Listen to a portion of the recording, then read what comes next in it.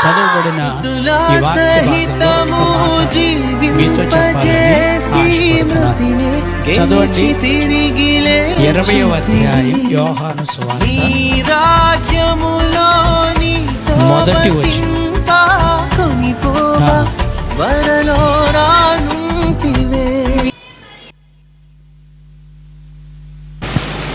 మొదటి వచనం అందరూ చెప్పండి.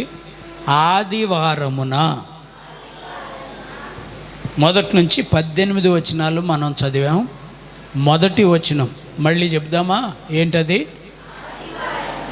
మళ్ళీ చెప్పండి. Very good. ఆఖరి వచనం అంటే 18వ వచనం. మగ్దలేనే మరియ వచ్చి నేను ప్రభువును చూచి తిని. ఇంకా అది కాదు, నేను చెప్పింది మాత్రం చెప్పండి. నేను ప్రభువును చూచి తిని. చెప్పాలి. నేను ప్రభువును చూచి తిని. మొట్టమొదటిగా మీతో చెప్పించాను. ఏ మాట అది? ఇప్పుడు ఆ మాట ఈ మాట కలిపి చదవాలి. అబ్బా. ఆదివారమున నేను ప్రభువును చూచి తిని. ఈ ఈస్టర్ పండుగకి ఈ చిన్న మాట చాలు మీ జీవితానికి. ఎందుకంటే ప్రియులారా, క్రైస్తవ్యం అనేది ఒక విలువైనటువంటి జీవితం. క్రైస్తవ్యం అనేది ఒక విలువైనటువంటి అనుభవం. నిజంగా మీరు ఈ చిన్న వాక్యాన్ని గురించి ఒకసారి ఆలోచిద్దాం. మన భారతదేశంలో కొన్ని కోట్ల మంది దేవుళ్ళు అనబడే వాళ్ళు ఉన్నారు. కొన్ని కోట్ల మంది. ప్రపంచ దేశాల్లో ఇక లెక్క చూస్తే ఒక్క భారతదేశంలోనే కొన్ని కోట్ల మంది ఉంటే ప్రపంచ దేశాల్లో ఎన్ని కోట్ల మంది ఉంటారు? వీళ్ళల్లో ఓ సామాన్యమైన వ్యక్తి దగ్గర నుంచి సామంతుడైన వ్యక్తి వరకు ఉన్నారు. అప్పుడప్పుడు మనం పేపర్లో చూసినా, న్యూస్లో చూసినా ఇతడు ప్రపంచంలో చాలా గొప్ప వ్యక్తి అనేటటువంటి యాడ్ మనం చూస్తాం. ఇతడు ధనవంతుడు, ప్రపంచంలో గొప్ప వ్యక్తి అనే విషయాన్ని చూస్తాం. అయితే ప్రియులారా, ప్రతి వ్యక్తి గొప్పవాడైనా దరిద్రుడైనా ప్రియులారా ఆయన జీవించిన జీవితం అంతట్లో కొనసాగుతాడు. సడన్గా రేజ్ అయిన వాళ్ళు ఉంటారు, ఉన్నదంతా పోగొట్టుకున్న వాళ్ళు ఉంటారు. రాజబాబు అన్న పాడిన ఒక పాట చాలా మంచిగా ఉంటుంది. ఇదివరకే నేను ఎక్కువగా పాడుతుండేవాడిని ఈ పాట. పరదేశీ ఓ పరదేశీ, ఎటు చూసినా ఎడారులే, ఎందుపోయినా ఎండమాములే. ఎటు చూసినా ఎడారులే, ఎందుపోయినా ఎండమాములే. పరదేశీ ఓ పరదేశీ, పరదేశీ ఓ పరదేశీ. చప్పట్లు కొడదాం అందరూ, వినపడేటట్లు కొట్టి ప్రభుని కనపరచారు. ఎటు చూసినా ఎడారులే, ఎందుపోయినా ఎండమాములే. ఎటు చూసినా ఎడారులే, ఎందుపోయినా ఎండమాములే. పరదేశీ ఓ పరదేశీ, పరదేశీ ఓ పరదేశీ. అందరూ చెప్పండి, అందరూ నాతో పాటు చెప్పండి. ఏ నాటికైనా ఈ కాయము మాయమొగుటే ఖాయము. ముందేమో కాయము, మొదటి కా, రెండోసారి ఏమో క, రెండో క. అందరూ గుర్తుపెట్టుకోవాలి. నాతో పాటు చెప్పండి, ఏనాటికైనా ఈ కాయము మాయమగుటే కాయము. రెండోసారి కాని కొంచెం నొక్కి పలకాలి. కాయము అంటే శరీరము అని అర్థం. స్తోత్రం చెప్పండి. ఏ నాటికైనా ఈ కాయము మాయమగుటే కాయము అనండి అందరూ. నేను తీసినట్టు రాగాలు తీయక్కర్లేదులేండి, అనండి. ఏ నాటికైనా ఈ కాయము మాయమగుటే కాయము. ఏ నాటికై చప్పట్లు కొడుతూ చెప్పాలి. ఆమె మాయమగుటే కాయము. మళ్ళీ చెప్దాం. ఏ నాటికైనా ఈ కాయము మాయమగుటే కాయము. ఫ్యాక్టరీలు ఉన్నా, మోటారు కారులన్నీ ఉన్నా, పొలాలన్నీ ఉన్నా, ఇళ్ళ స్థలాలన్నీ కొన్నా, చెప్పండి. ఫ్యాక్టరీలు, పొలాలన్నీ ఉన్నా, ఇళ్ళ స్థలాలన్నీ కొన్నా. మళ్ళీ చెప్తాం. ఫ్యాక్టరీలు, పొలాలన్నీ ఉన్నా, ఇళ్ళ స్థలాలన్నీ కొన్నా. అందగాడివైనా, ఆటగాడివైనా, అందని మాటకారివైనా, అందగాడివైనా, ఆటగాడివైనా. అదే మా మనవడు చెప్తాడు చూసారు అప్పుడప్పుడు, విరాట్ కోహ్లీ అంటాడు. అవే అందగాడివైనా, ఏది సూపర్ స్టార్ అయినా, ఆటగాడివైనా అంటే క్రికెట్ ఆటగాడివైనా, ఫుట్బాల్ ఆటగాడివైనా, ఫ్యాక్టరీలున్నా, మోటార్ కార్లున్నా, స్థలాలున్నా, ఇళ్ళున్నా, ఎన్నుండినా డమ డమ డమ కొట్టేయండి చప్పట్లు. తెల్లవాడివైనా, తెలిసిన నల్లవాడివైనా, పాడండి. తెల్లవాడివైనా, నా వలె నల్లవాడివైనా, నీ వలె తెల్లవాడివైనా, నా వలె నల్లవాడివైనా. స్తోత్రం చెప్పండి. ఆమేన్, హల్లెలూయా. తెల్లవాడివైనా, తెలిసిన నల్లవాడివైనా, నాయకత్వమున్నా, ఎంతటి ప్రేమతత్వమున్నా, చెప్పండి. నాయకత్వమున్నా, ఎంతటి ప్రేమతత్వమున్నా, విద్యావేత్తవైనా, తత్వవేత్తవైనా, ఎంతటి శాస్త్రవేత్తవైనా, విద్యావేత్తవైనా, తత్వవేత్తవైనా, ఎంతటి శాస్త్రవేత్తవైనా, ఏదిష్టువైనా, దియిష్టువైనా, కోపిష్టువైనా, మార్కిష్టువైనా, ఏదిష్టువైనా, దియిష్టువైనా, కోపిష్టువైనా, మార్కిష్టువైనా, ఏ నాటికైనా ఈ కాయము మాయమగుటే కాయము. ఈ నాటికైనా యేసయ్యను చేరుకొనుటే న్యాయము. అందరూ యేసు రక్తమే జయము, సిలువ రక్తమే జయము, యేసు రక్తమే జయము, సిలువ రక్తమే జయం. ఏ నాటికైనా ఈ కాయము మాయమగుటే కాయము. ఈ నాటికైనా యేసయ్యను చేరుకొనుటే న్యాయము. యేసు రక్తమే. పాడాలందరూ.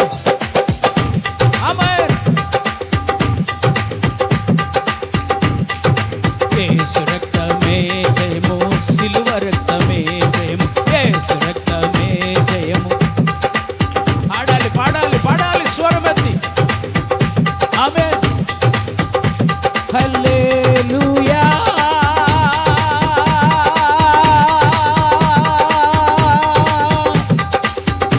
హల్లెలూయా. కొట్టాలి సంతోషంగా చప్పట్లు. హల్లెలూయా,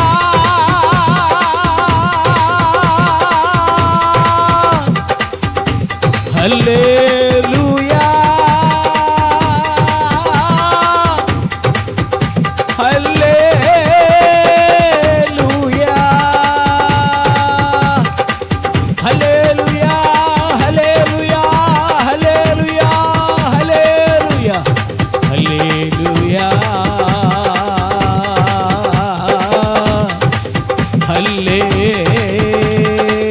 హల్లెలూయా. యేసు రక్తమే జయము, సిలువ రక్తమే జయము, యేసు రక్తమే జయము, సిలువ రక్తమే జయము, యేసు రక్తమే జయము, సిలువ రక్తమే జయము. హల్లెలూయా, హల్లెలూయా, హల్లెలూయా.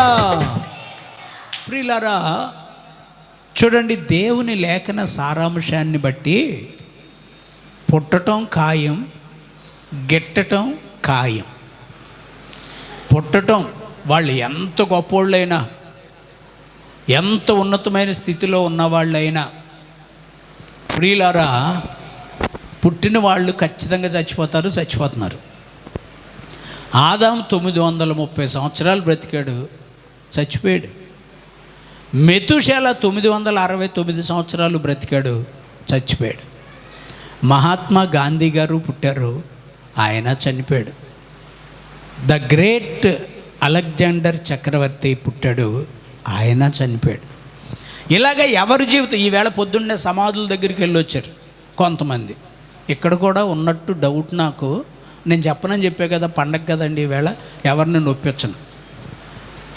ఇక్కడున్న వాళ్ళు కూడా కొంతమంది వెళ్ళొచ్చి ఉంటారు. మంచిది, వెళ్ళి రావటం మంచిదే. కానీ సమాధిని చూసినప్పుడు మీకేం తెలవాలి అంటే, నేను కూడా ఏదో ఒక దినాన్ని ఇలా చావటం ఖాయం, నన్ను కూడా సమాధిలో పెట్టి పోడ్చటం ఖాయం. కనుక ఎలా బ్రతుకుతున్నాను అని ఆలోచించుకోవాలి. సమాధిని చూసి ఒక హెచ్చరిక, సమాధిని చూసి ఒక హెచ్చరిక. ప్రియులారా, చూడండి, పుట్టిన ప్రతి వ్యక్తి ఏదో ఒక దినాన చనిపోతున్నారు. అయితే మీరందరూ వెళ్ళిన సమాధుల్లో మరి వాళ్ళు ఇంకా సమాధుల్లోనే ఉన్నారేమో నాకు తెలీదు. మా అమ్మ చనిపోయింది, మా నాన్న చనిపోయాడు. వాళ్ళైతే సమాధుల్లో లేరు, యేసయ్య దగ్గర ఉన్నారు. చప్పట్లు కొట్టండి ప్రియులారా. మా అమ్మ బాప్తిస్మం పొందింది, మా నాన్న బాప్తిస్మం పొందాడు. ప్రియులారా, వాళ్ళిద్దరూ యేసయ్య దగ్గర ఉన్నారు. అందుకని మేము ఎప్పుడు సమాధుల దగ్గరికి వెళ్ళాం. యేసయ్య దగ్గరికి వెళ్ళిపోయారు కదా, పర్వాలేదులే అని. కొంతమంది వాళ్ళ పేరెంట్స్ సమాధుల్లో ఉన్నట్టున్నారు, ఇంకా వీళ్ళని మట్టిలోనే ఉంచేశారు వీళ్ళు. అందుకని వెళ్ళి కొవ్వొత్తి వెలిగించి వాళ్ళకు కొబ్బరికాయ కొట్టి కొంచెం పలహారం పెట్టి, నువ్వు ఇక్కడే జాగ్రత్తగా ఉండే అని చెప్పొచ్చినట్టున్నారు. నేనైతే చెప్పలా. డాడీ, నువ్వు దేవుని దగ్గర ఉన్నావు, హాయ్ అంటూ కొంచెం పలకరిస్తూ ఉంటా అప్పుడప్పుడు. అమ్మ, దేవుని దగ్గర ఉన్నావు, హాయ్ అని. నాకులాగా విశ్వాస జీవితంలో ఎదిగే వాళ్ళు కూడా వాళ్ళు దేవుని దగ్గర ఉన్నారనే సంగతిని మీరు గుర్తుంచుకోండి తప్ప, ఇంకా సమాధిలో ఉన్నారని సమాధిని అలికి ముగ్గులేస్తే సమాధుల్లో ఒకవేళ వాళ్ళు ఉంటే మనుషులు కాదు, దెయ్యాలే తప్ప మనుషులు కాదు. కొంచెం ఆలోచించాలి మనం కూడా. సమాధిని శుభ్రం చేయటం అవసరం. సమాధిని శుభ్రం చేయండి.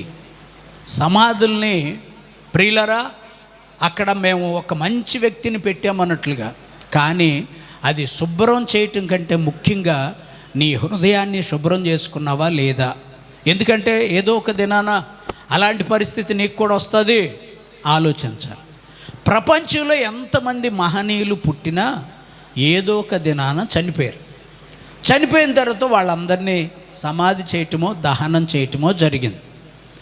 ఇప్పుడు యేసయ్యను కూడా సిలువ వేస్తే, ఆ సిలువ మీద ఆయన ప్రాణాన్ని విడిస్తే, ఆయన్ని కూడా సిలువ మీద నుంచి దించి అరిమతయి యోసేపు అనే ఒక ధనవంతుడు ముందుగానే గవర్నర్ దగ్గర పర్మిషన్ తీసుకుని, యేసు దేహాన్ని నాకు ఇవ్వండి, నేను తొలిపించుకున్న సమాధిలో ఆయన్ని పెడతాను అని చెప్పి, ఆయనకున్నటువంటి ఆస్తిలో, అదే ఆయనకున్న పొలంలో ఒక తోట ఉంది, ద్రాక్ష తోట. ఆ ద్రాక్ష తోటలో ఓ సమాధి తొలిపించుకుని ఉన్నాడు, కోటీశ్వరుడు ఆయన. ప్రియులారా, ఆ కోటీశ్వరుని సమాధిలో యేసు ప్రభు శవాన్ని కూడా పెట్టారండి. పెడితే ప్రియులారా, ఈరోజు చాలామంది సమాధుల దగ్గరికి వెళ్ళినట్లే ఆ రోజుల్లో కూడా తెల్లవారుజామున ఒక ఇద్దరు ఆడోళ్ళు యేసు ప్రభు సమాధి దగ్గరికి వెళ్ళారు. యేసు ప్రభు సమాధి దగ్గరికి వెళ్ళారు. సమాధి దగ్గరికి వెళ్ళి అంత దూరంలో ఉండగానే వీళ్ళు అనుకుంటా వెళ్తున్నారు ఏమనంటే, ఆ సమాధి మీద పెద్ద రాయి దొర్లించి పెట్టారు, దానికి గవర్నమెంట్ వాళ్ళు ఒక ముద్ర వేశారు. ఈ రాయిని మనం సుగంధ ద్రవ్యాలు ఆయనకి రాయటానికి వెళుతున్నాం. ఇప్పుడు ఆయన మనం చూడాలి, ఆయన మీద ఈ సుగంధ ద్రవ్యాలన్నీ చల్లాలి, బాడీ కొంచెం సేఫ్టీగా ఉంటుంది. మన కొరకు ఈ రాయిని ఎవరు దొర్లిస్తారు అనే ఆలోచన వాళ్ళల్లో వాళ్ళకు వచ్చింది. ప్రియులారా, తిన్నగా అక్కడికి వెళ్ళేసరికి ఆ రాయి సమాధి మీద లేదు, ఆ సమాధి లోపల యేసయ్య లేడు. చప్పళ్ళు కొట్టాలి. ప్రియులారా, వీళ్ళకి ఆశ్చర్యమైంది. యేసయ్య ఏమయ్యాడు, సమాధిలో లేడా? మీరందరూ వెళ్తున్నారు, మీ వాళ్ళందరూ సమాధిలో ఉన్నారేమో నాకు తెలియదు, కానీ యేసయ్య అయితే సమాధిలో లేడు. స్తోత్రం చెప్పండి. లేడండి, యేసయ్య సమాధిలో లేడు. వీళ్ళు ఆశ్చర్యపోయారు. ఆశ్చర్యపోయి అక్కడి నుంచి త్వరగా పరుగులు తీసుకుంటూ శిష్యులందరూ ఒక దగ్గర కూర్చుంటే వాళ్ళ దగ్గరికి వచ్చి వాళ్ళతో చెప్పారు, ఇదిగో మేము సమాధి దగ్గరికి వెళ్ళాం, కొన్ని పలహారాలు కొంత సుగంధ ద్రవ్యాన్ని తీసుకుని సమాధి దగ్గరికి వెళ్ళాం, అక్కడ యేసయ్య లేడు, రాయి దొరిలించుంది, సమాధి ఖాళీగా ఉంది అని చెప్పారండి వీళ్ళు. స్తోత్రం చెప్పండి. ఇంకా వీళ్ళ కలవరం ఎక్కువైపోయింది. ఎందుకంటే రోమర్స్ చాలా ఈజీగా వస్తాయి, మన మీద అయినా రోమర్స్ చాలా ఈజీగా వస్తాయి. ప్రియులారా, సత్యం కొంచెం స్లోగా వెళుతుంది, కానీ అబద్ధం చాలా స్పీడ్గా వెళ్తుంది. ప్రియులారా, వీళ్ళు శిష్యులకి చెప్పారు, యాడవుళ్ళు వచ్చి శిష్యులకి చెప్పారు. వాళ్ళల్లో ఇద్దరు శిష్యులు, వాళ్ళు రమారమిగా పేతురు అన్నయ్య, యోహాన్ అన్నయ్య అయి ఉంటారు. ప్రియులారా, పేతురు అన్నయ్య కొంచెం స్పీడు, యోహాన్ అన్నయ్య చాలా స్లో. పేతురు కంటే యోహాను చిన్నోడే, అయితే చాలా స్లో. ఎప్పుడైతే యేసయ్య అక్కడ లేడని చెప్పారో వీళ్ళిద్దరూ పరుగు తీయటం మొదలుపెట్టారు. కొన్ని చోట్ల కొన్ని సంవత్సరాల క్రితం మన భీమవరంలో కూడా రన్ ఫర్ జీసస్ అని పొద్దుండే వాకర్స్ అందరూ పెట్టేవాళ్ళు, జెండాలు పట్టుకుని. మనం కూడా చేసింది అదే పొద్దున, రన్ ఫర్ జీసస్. బోలియే అమ్మ, ఇంగ్లీష్ మే చెప్పండి, అందరూ చెప్పండి, ఇంగ్లీష్లో చెప్పండి, రన్ ఫర్ జీసస్. పొద్దున మనం కూడా ఊరేగింపుకి వెళ్ళింది అలాగే. చూడండి, వీళ్ళిద్దరూ పరుగు తీసుకుంటా వెళ్ళారట సమాధి దగ్గరికి. వెళ్ళేసరికి వీళ్ళిద్దరూ స్పీడ్గా వెళ్ళారు. వీళ్ళల్లో యోహాను ఇంకా కొంచెం స్పీడ్గా వెళ్ళాడు. వెళ్ళి లోపలికి వెళ్ళాడు, చూశాడు, ఏమి కనపడలా. ఆయన బయటకు వచ్చేసాడు, లోపలేమి లేదన్నయ్య అన్నాడు. ఈ లోపుగా మళ్ళీ పేతురు వచ్చాడు. పేతురు చూస్తే పేతురుకు కూడా ఏమి కనపడలా. ఇంకా వాళ్ళిద్దరూ ఆశ్చర్యపోయి, ఏంటి ఏమి కనపడలేదు, అసలు యేసయ్య ఏమయ్యాడు అని ఈ బాధతో వాళ్ళు వచ్చేసారండి. వీళ్ళు వచ్చేసిన తర్వాత మగ్దలేనే మరియా మళ్ళీ వీళ్ళేం పరిగెత్తుకుంటూ వెళ్ళారు. ఆమె నెమ్మదిగా నడుచుకుంటా మళ్ళీ వెళ్ళింది సమాధి దగ్గరికి. సమాధి దగ్గరికి వెళ్ళిందండి. సమాధిలోకి వెళ్ళి ఆమె ఏడుస్తూ గుమ్మం దాకా వచ్చి ఆ గుమ్మంలో నుంచి లోపలికి చూసింది. యేసయ్య కనపడలేదు, కానీ ఇద్దరు దేవుని దూతలు కనిపించారు. చప్పట్లు కొట్టాలి ప్రియులారా. ఇద్దరు దేవుని దూతలు కనిపించారు. తల దగ్గర ఒక ఆయన, కాళ్ళ దగ్గర ఒక ఆయన కూర్చున్నారు. ప్రియులారా, ఆ సమాధిని నేను కూడా చూశానండి. సమాధి తోట అంటారు దాన్ని. ఆ సమాధిని నేను కూడా చూశాను. అప్పుడు లేడు యేసయ్య, ఈరోజు వరకు లేడు, ఖాళీగానే ఉంది ఆ సమాధి. ప్రియులారా, ఈ పురుషులు చూసి వెళ్ళిపోయారు.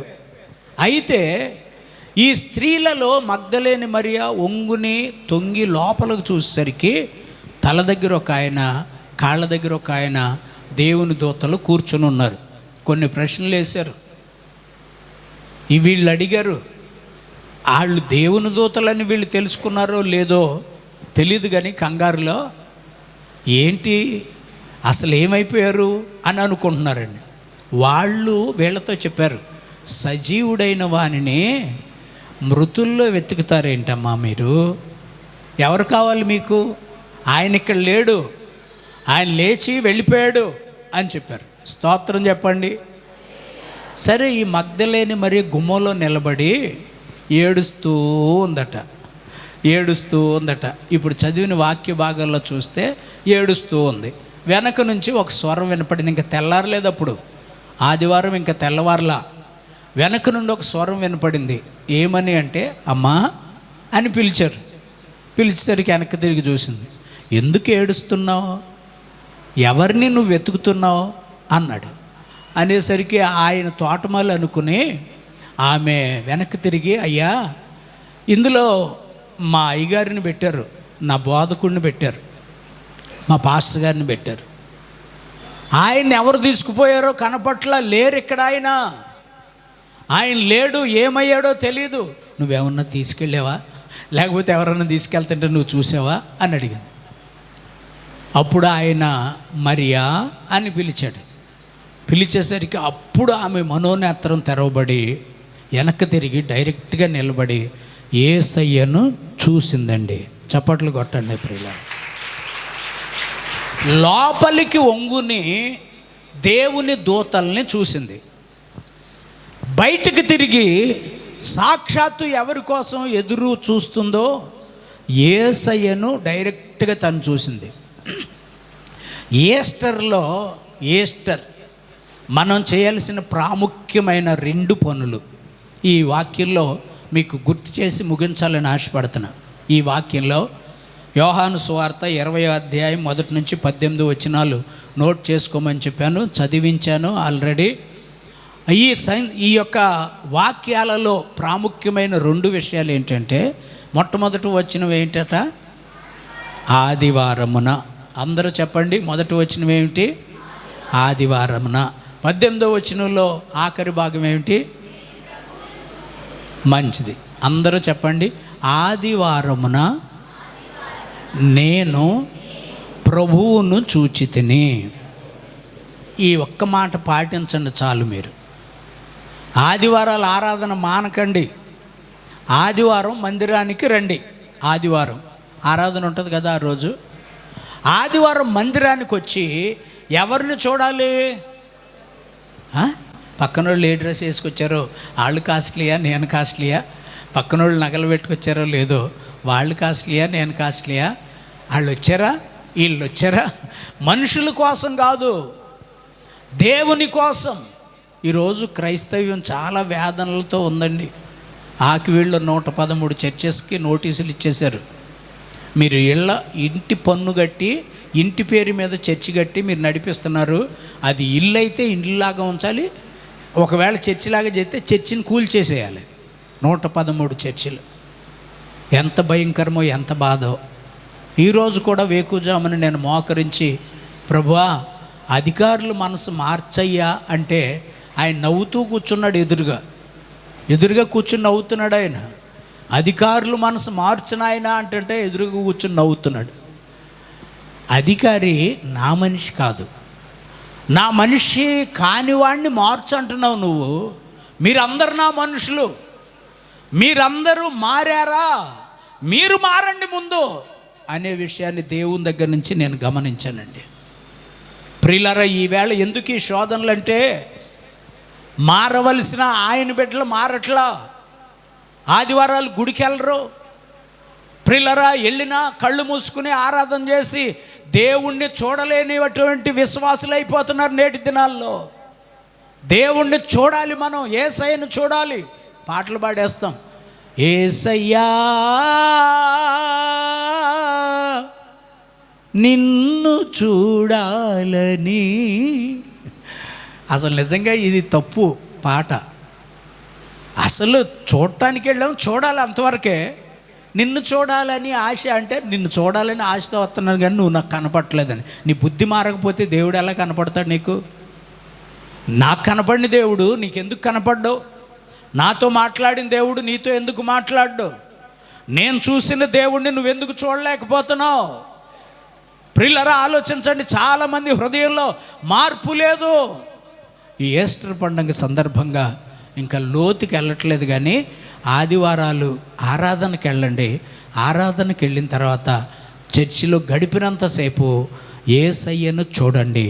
ఇంకా మీరు సర్వలోకానికి వెళ్ళి నేను యేసయ్యను చూశాను. చేతులెత్తి స్తోత్రం చెప్పండి. ఈరోజు తెల్లవారుజాము ఊరేగింపుకి వచ్చిన వాళ్ళు, ఈ ఊరేగింపులో మీకు నచ్చింది నేను చేసిన ఒక విచిత్రమైన క్రియ ఎవరు చెప్తారు? చేయెత్తి చూపించాలి. ఎవరు చెప్తారు? చెప్పు. నిలబడు, చెప్పు. ఇంకా అందరి కోసం ప్రార్థన చేస్తారట. మనోడు భలే క్యాచ్ చేశాడు. సరిగ్గా 2 సెంటర్స్లో, 1 టౌన్లో అది ఆ సెంటర్లో నిలువు మోకాళ్ళు వేసి సంఘమంతా చేతులెత్తి మన పట్టణం అంతటి కోసం ప్రార్థన చేసాం. చేతులెత్తి స్తోత్రం చెప్పండి. అంబేద్కర్ స్టాచ్యూ దగ్గరికి వచ్చి అక్కడ నిలువు మోకాళ్ళు వేసి పట్టణం అంతటి కొరకు పోలీసు వాళ్ళు, ఈ R&B, రెవెన్యూ, అందుకే మిమ్మల్ని, కానీ నాతో నన్ను వెంబడించిన వాళ్ళు నేను నిలువు మోకాళ్ళు వేసరికి అందరూ నిలువు మోకాళ్ళు వేసి నడి రోడ్డు మీద నిలువు మోకాళ్ళు వేసి భీమవరం పట్టణం కొరకు, అధికారుల కొరకు, ప్రభుత్వ ఉద్యోగుల కొరకు ప్రార్థన చేశాం. మన జీవితానికి అది ఒకటి చాలు. ప్రియులారా, ప్రార్థన ప్రార్థన ప్రార్థన అందరి కోసం, రాజకీయ నాయకుల కోసం చేసాం, ప్రభుత్వ యంత్రాంగం కొరకు చేసాం, అందరి కొరకు ప్రార్థన చేసాం. ఎంత గొప్ప కార్యం అండి. మీకు చేతనైతే మీరు చెప్పండి. భీమవరం నడి రోడ్లలో మా పాస్టర్ గారు మేము మోకరించి ప్రార్థన చేసాం.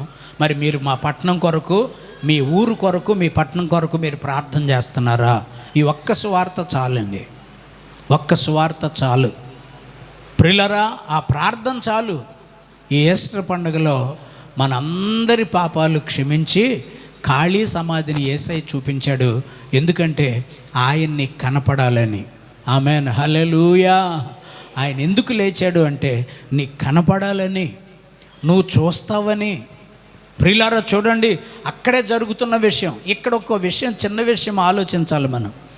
ఏమిటంటే మరి పేతురు, యోహానులు ఎందుకు చూడలేకపోయారు? ఈ ముగ్గురిని మరియమ్మ గారే ఎందుకు చూశారు? స్తోత్రం చెప్పండి, గట్టిగా స్తోత్రం చెప్పండి. పేతురు, యోహానులు చూడలేకపోయారు. వాళ్ళకి కనపడలా, దేవుని దూతలు కనపడలేదు. ఎందుకు ఖాళీ సమాధి కనపడింది అంటే, ప్రియులారా చూడండి, ఆయన నిన్ను చూడటానికి లేచి వచ్చేసాడు, నీకు కనపడటానికి లేచి వచ్చేసాడు. నీకు కనిపించాలని, నిన్ను బలపరచాలని, నిన్ను ప్రోత్సాహపరచాలని, ఆత్మీయ జీవితంగా ఎదుగునాయనా నేను మళ్ళీ వస్తాను అని చెప్పటానికి ఆయన లేచి వచ్చాడు. ఇంకా నువ్వు ఆయన చూడలేకపోతే విశ్వాస జీవితంలో ఫెయిల్ అయిపోతావు, జాగ్రత్త. కనుక ఈరోజు ప్రభు మనకిస్తున్నటువంటి అమూల్యమైన సందేశం ఏమిటంటే, ఆదివారమున నేను ప్రభువును చూచితిని. అందరూ చెప్పండి, ఏ రోజు? గుడికి వెళ్ళాలా వద్దా? అప్పుడప్పుడు వచ్చిపోవటం కాదు, హాయ్ బాయ్ అని. కంపల్సరీ దేవుని మందిరానికి వెళ్ళాలి. ఆదివారమున దేవుని మందిరానికి వెళ్ళి ఆ మందిరంలో ప్రభువుని ఆరాధన చేస్తూ ఉండగా నేను ఆయనను చూస్తాను. ఈ మనస్సును మీరు తెచ్చుకోండి.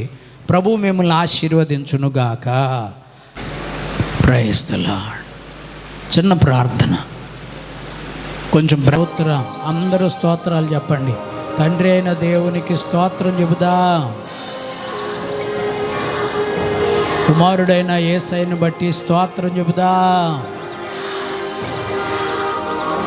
పరిశుద్ధాత్మ దేవుని బట్టి చప్పట్లు కొడుతూ ప్రభువును కనపడతాం. చిన్న ప్రార్థన చేసుకోండి. ఈరోజు ఆదివారం దేవుని సన్నిధికి వచ్చావు. ప్రభువా, నువ్వు లేచావు, ఇది నిజం, ఇది నిజం. ఎంతోమంది సమాధులు ఇంకా అలాగే ఉన్నాయి, చాలామంది సమాధుల్లోనే ఉన్నారు. నీ సమాధి ఖాళీగా ఉంది, నువ్వు లేచావు. నేను నిన్ను చూడాలి ప్రభా, చూడాలి. నిన్ను చూసే ధన్యత నాకు దయచేయండి. నా జీవితాన్ని చక్కబరుచుకోవటానికి నిన్ను చూడాలి ప్రభా. ప్రార్థన చేసుకోండి. స్తోత్రం.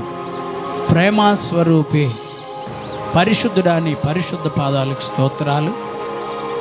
ఈ పునరుద్ధానపు దినాన ఈస్టర్ సందర్భంగా ఆదివారము నేను ప్రభువును చూచి తిని అనే సందేశాన్ని హృదయంలో ముద్రించుకుని ఆశీర్వదించబడే ధన్యత మీరే దయచేసి బలపరచండి. యేసు నామములో అడుగుచున్నాము తండ్రి. ప్రభు మనకు అలాంటి ధన్యత ఇస్తున్నందుకు స్తోత్రం చెబుదా.